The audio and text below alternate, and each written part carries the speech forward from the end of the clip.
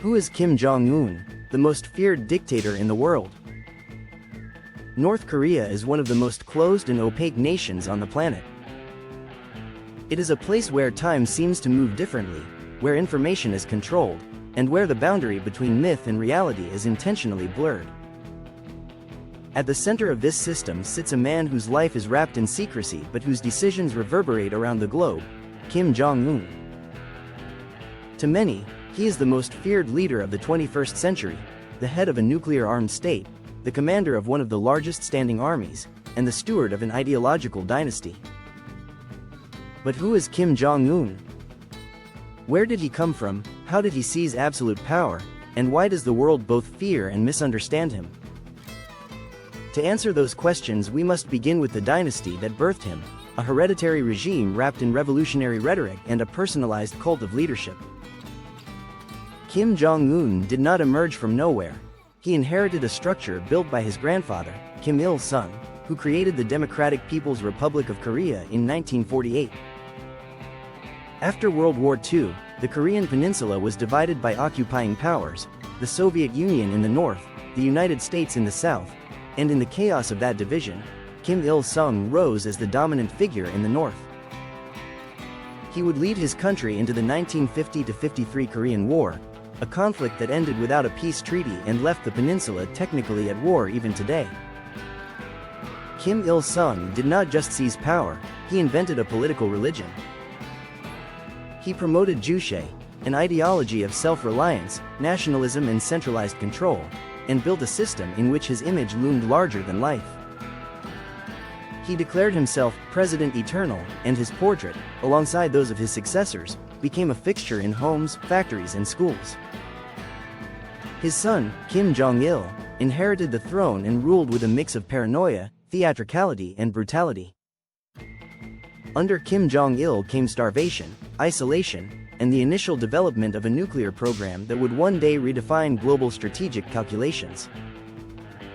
The North became, paradoxically, both a relic of the Cold War and a living experiment in dynastic authoritarianism.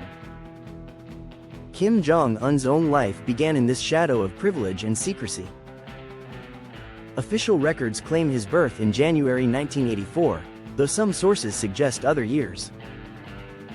He was the grandson in line for a throne that, in most communist contexts, was unthinkable, the creation of a family dynasty within an ostensibly egalitarian ideology.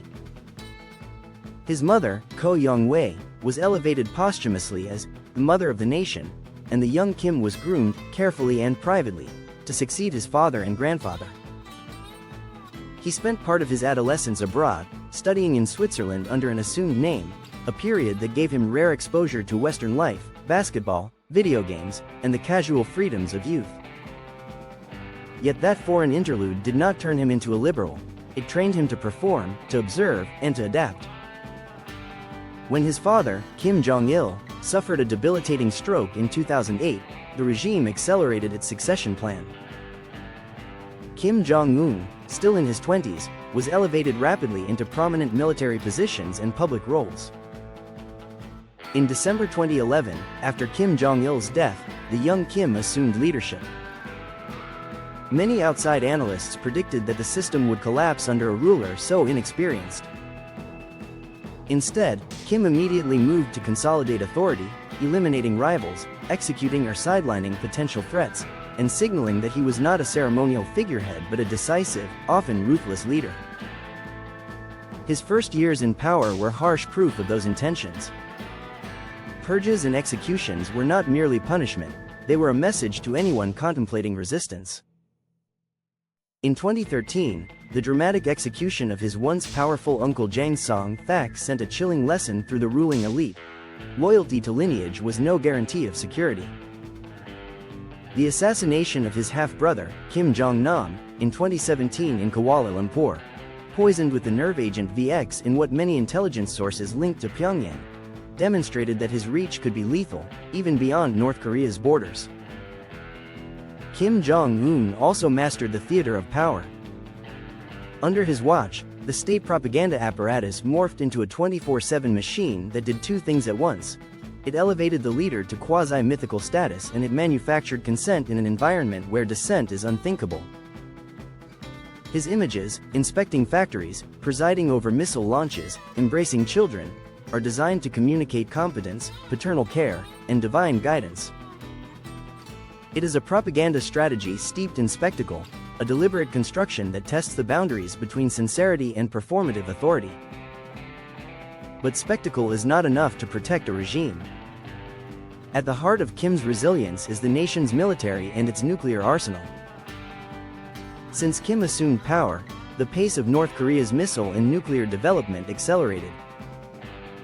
Under his command, Pyongyang conducted a series of tests that indicated a growing capacity to deliver nuclear warheads with intercontinental ballistic missiles. For a small, isolated state, nuclear weapons are both a deterrent and a bargaining chip. They have given Kim an asymmetric leverage. They convert a remote peninsula into a strategic flashpoint and make any military option by adversaries politically and militarily perilous. This nuclear capacity reshaped Kim's global posture. Where previous leaders of Pyongyang were contained in the margins of global diplomacy, Kim Jong-un forced the world to pay attention. He combined saber-rattling with surprising diplomacy, creating a pattern that confounded many observers. Threats of missile launches and declarations of readiness to fight were followed by gestures of rapprochement, working-level talks, visits to foreign leaders in unorthodox venues, and, most dramatically, direct summits with a sitting U.S. President, Donald Trump, in 2018 and 2019. Those meetings were as much theater as policy, but they also signaled that Kim was willing to engage, to pursue recognition, and to exploit every opening for his regime's survival. Yet Kim's regime is marked by contradictions. While he presides over an elite minority that bathes in comforts and imported goods, his people remain trapped in cycles of scarcity and control. The famine of the 1990s remains a defining trauma. Decades of economic mismanagement and international sanctions have left much of the populace reliant on rationing and informal markets. Kim has introduced selective market-oriented measures at times, allowing a degree of private trade that the North previously suppressed, but these adjustments have never turned into comprehensive reforms. The state remains dominant, priorities are military and ideological, and ordinary citizens continue to live under strict surveillance and social controls. The personality cult around Kim Jong-un is also carefully managed.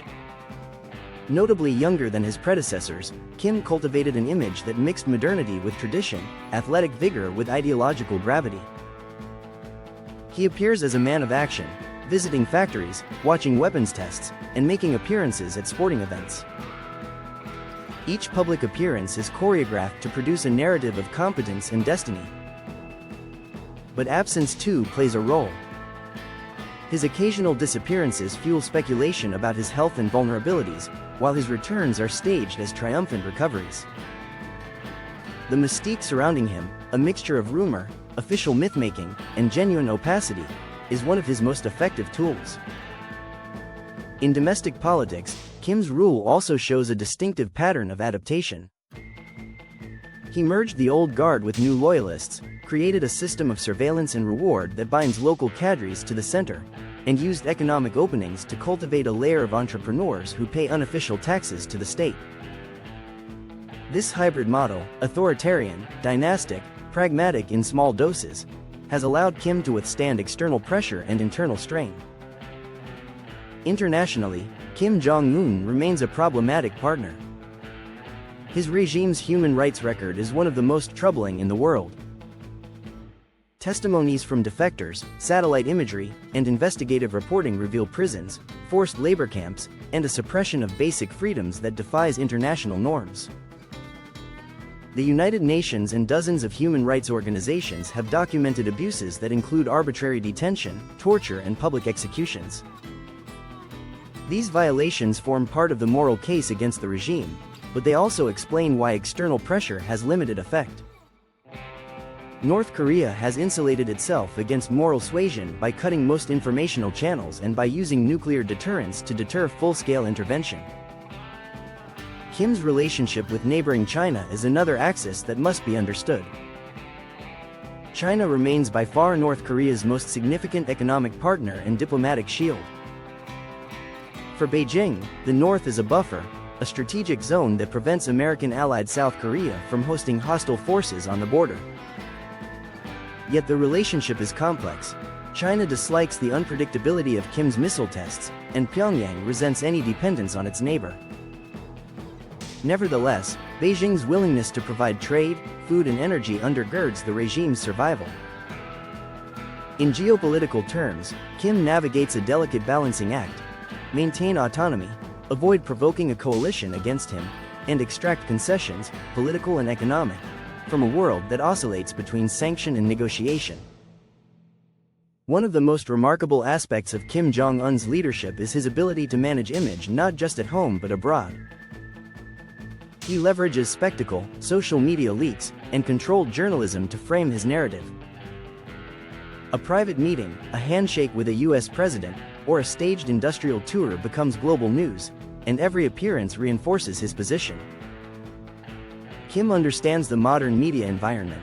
He manipulates it, not from within open channels, but through the gaps left by opaque governance. But power built on fear and mystique has limits. The state depends on constant resources: food, energy, currency. Sanctions, border restrictions, and the country's economic model strain the system. The question that haunts analysts is long-term sustainability. Can a state that spends a disproportionate share of its resources on military and missile programs maintain the social contract needed to prevent unrest? To date, Kim's regime has prevented a broad-based uprising by fusing coercion with measures that improve the material conditions of small cohorts. Farmers granted leeway to sell produce, traders permitted limited markets, and officials rewarded for local stability. The strategy is brittle but effective in the short term. Kim Jong-un's story is also a human story, a tale of inherited power, brutal consolidation, and adaptive survival. He poses in photographs like a mythic leader. Off camera, he is a leader whose private tastes and health are subjects of persistent speculation. Reports of plastic surgery, of opulent tastes, of health scares, of excess, they humanize him without softening the political reality, a regime that tolerates no dissent. So what will history say? Will Kim be remembered as a strategic survivor who safeguarded his state in the nuclear age, or as an isolated tyrant who presided over suffering and repression? Perhaps both. His tenure is a living contradiction. He is modern and medieval, brutal and calculating, theatrical and lethal. He is, in the truest sense, a product of his system, of a dynasty that turned legitimacy into ritual, and of a geopolitical era that transformed a peninsula into a nuclear question mark. For the world, Kim Jong-un is a stubborn problem not easily solved by sanctions, war, or diplomacy alone. He is the embodiment of a regime that has learned to convert vulnerability into leverage. For his people, he is both benefactor and jailer, a man who commands absolute loyalty while keeping his nation largely isolated. That duality, of threat and ritual, of survival and cruelty, is why Kim Jong-un remains, to this day, one of the most enigmatic and feared leaders alive.